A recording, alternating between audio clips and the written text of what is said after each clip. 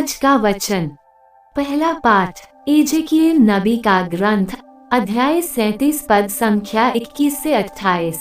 और उनसे कहो, प्रभु ईश्वर ये कहता है, मैं इज़राइलियों को उन राष्ट्रों में से इकट्ठा करूंगा जहां वे चले गए हैं। मैं उन्हें चारों दिशाओं से इकट्ठा करूंगा और उन्हें उनकी निजी भूमि वापस ले जाऊंगा। मैं अपने देश में तथा इज़राइल के पर्वतों पर उन्हें एक राष्ट्र बना दूंगा और एक ही राजा उन सबों का राजा होगा। वे अब से न तो दो राष्ट्र होंगे और न दो राज्यों में विभाजित। वे फिर घृणास्पद मूर्ति पूजा और अधर्म से अपने को दूषित नहीं करेंगे। उन्होंने मेरे साथ कितनी बार विश्वासघात किया, फिर भी मैं उन सब पापों से उन्हें छुड़ाऊंगा और शुद्ध करूंगा। वे मेरी प्रजा होंगे और मैं उनका ईश्वर होऊंगा। मेरा सेवक दाऊद उनका राजा बनेगा और उन सबों का एक ही चरवाहा होगा। वे मेरे नियमों पर चलेंगे और मेरी आज्ञाओं का विधिवत पालन करेंगे। वे और उनके पुत्र पौत्र सदा सर्वदा अपने पूर्वजों के देश में निवास करेंगे, जिसे मैंने अपने सेवक याकूब को दे दिया है। मेरा सेवक दाऊद सदा के लिए उनका राजा होगा। मैं उनके लिए शांति का विधान निर्धारित करूंगा, एक ऐसा विधान जो सदा बना रहेगा। मैं उन्हें फिर बसाऊंगा, उनकी संख्या बढ़ाऊंगा और उनके बीच सदा के लिए अपना मंदिर बनाऊंगा। मैं उनके बीच निवास करूंगा। मैं उनका ईश्वर होऊंगा और वे मेरी प्रजा होंगे। जब मेरा मंदिर सदा के लिए उनके बीच स्थापित होगा, तब सभी राष्ट्र ये जान जाएंगे कि मैं प्रभु हूं, जो इज़राइल को पवित्र करता है। यह प्रभु की वाणी है। सुसमाचार संत योहन अध्याय 11 पद संख्या 45 से 57। जो यहूदी मरियम से मिलने आए थे और जिन्होंने ईसा का ये चमत्कार देखा, उनमें से बहुतों ने उनमें विश्वास किया। परंतु उनमें से कुछ लोगों ने फरीसियों के पास जाकर बताया कि ईसा ने क्या किया था।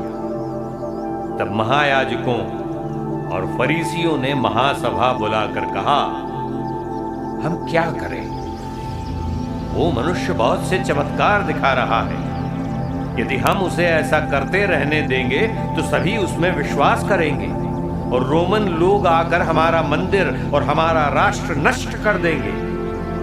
उनमें से एक ने, जिसका नाम कैफस था और जो उस वर्ष प्रधान याजक था, उनसे कहा, आप लोगों की बुद्धि कहां है? आप ये नहीं समझते कि हमारा कल्याण इसमें है कि जनता के लिए एक ही मनुष्य मरे और समस्त राष्ट्र का सर्वनाश न हो। उसने ये बात अपनी ओर से नहीं कही। उसने उस वर्ष के प्रधान याजक के रूप में भविष्यवाणी की कि ईसा राष्ट्र के लिए मरेंगे, और न केवल राष्ट्र के लिए बल्कि इसलिए भी कि वे ईश्वर की बिखरी हुई संतान को एकत्र कर लें। उसी दिन उन्होंने ईसा को मार डालने का निश्चय किया। इसलिए ईसा ने उस समय से यहूदियों के बीच प्रकट रूप से आना जाना बंद कर दिया। वे निर्जन प्रदेश के निकटवर्ती प्रांत के एफ्राइम नामक नगर गए और वहां अपने शिष्यों के साथ रहने लगे। यहूदियों का पास्का पर्व निकट था। बहुत से लोग पास्का से पहले शुद्धिकरण के लिए देहात से यरूशलेम आए। वे ईसा को ढूंढते थे और मंदिर में आपस में कहते थे, आपका क्या विचार है? क्या वो पर्व के लिए नहीं आ रहे हैं? महायाजकों और फरीसियों ने ईसा को गिरफ्तार करने के उद्देश्य से यह आदेश दिया था कि यदि किसी व्यक्ति को ईसा का ठिकाना मालूम हो जाए तो वो इसकी सूचना दे। यह प्रभु का पवित्र सुसमाचार है। आमीन। आज का चिंतन। कभी कभी हमारी बुद्धि, ज्ञान और हमारे ओहदे हमें ईश्वर की इच्छाओं को परखने में बाधक का कार्य करती है, क्योंकि ये हमें स्वायत्त और घमंडी बनाती है। रीति रिवाज और मान्यता के अनुसार महायाजक और फरीसीगण बुद्धिजीवी वर्ग के लोग कहलाते हैं, जिन्हें ईश्वर की इच्छाओं को जानने का वरदान प्राप्त है। पर इसके विपरीत आज की घटना के द्वारा हमें ये ज्ञात होता है कि वे यीशु की उन्नति से नफरत कर उन्हें मारने की योजना बनाते हैं और ईश्वर को अपनी योजना के अनुसार कार्य करने को बाध्य करना चाहते हैं। कभी कभी स्वावलंबी और आत्मनिर्भर बनने की आड़ में हम सब भी ईश्वर को अपने हाथों की कठपुतली बनाना चाहते हैं और उनकी इच्छा को समझ नहीं पाते हैं। पर जब हम प्रत्येक दिन अपने जीवन की जांच करते हैं तो अवश्य ही अपनी आंखों से उन्हें दैनिक जीवन में घटते देखते हैं, क्योंकि हम व्यक्तिगत रूप से उनके मिशन कार्यों को सफल बनाने के लिए बुलाए जाते हैं।